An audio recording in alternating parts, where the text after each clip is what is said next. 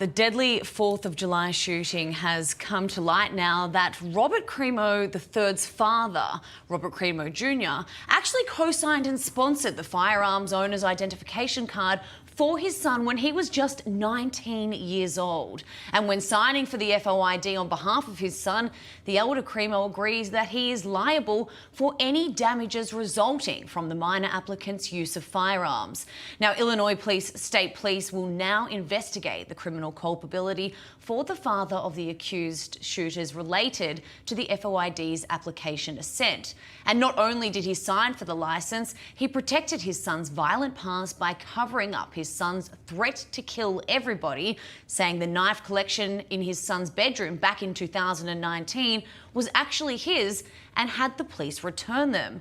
And Bob, Crimo and his son's wife Denise said in a brief statement, "We are all mothers and fathers, sisters and brothers, and this is a terrible tragedy for many families, the victims, the parade goers, the community and our own. Our hearts, thoughts and prayers go out to everybody."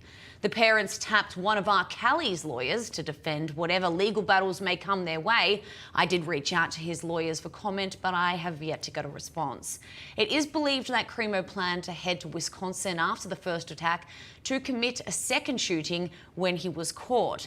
Meanwhile, a potential mass shooting during the July 4th celebrations in Richmond, Virginia were thwarted when a hero tipster overheard a conversation that a mass shooting was being planned there in the celebrations that were going on at Dogwood Dell Amphitheatre and called the police to give them that information. So, Bob, despite the horrific attacks that could have happened, we are lucky that they were thwarted. Yeah, in Richmond, Virginia. Unfortunately, not in Highland Park. Unfortunately, this one did slip through the cracks. Are people looking at this father and saying, we're not sure this is connecting with you? What exactly has happened? He had talked about how his son has good morals, and he has said that a lot. He has actually come out and said to the press that he does hope that his son does get locked away for a long time. He is incredibly embarrassed about the fact that his son has done this.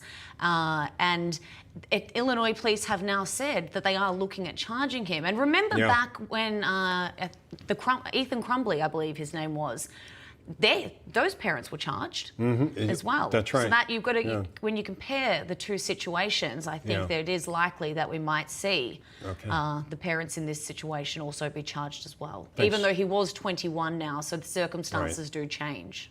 True, but some things should have popped up here. It seems that unfortunately the system didn't work. Exactly. He was a violent teenager, and his dad had continued to protect him. There were reasons for the cops to think this might be a problem. There was he had tried to commit suicide. There was violence.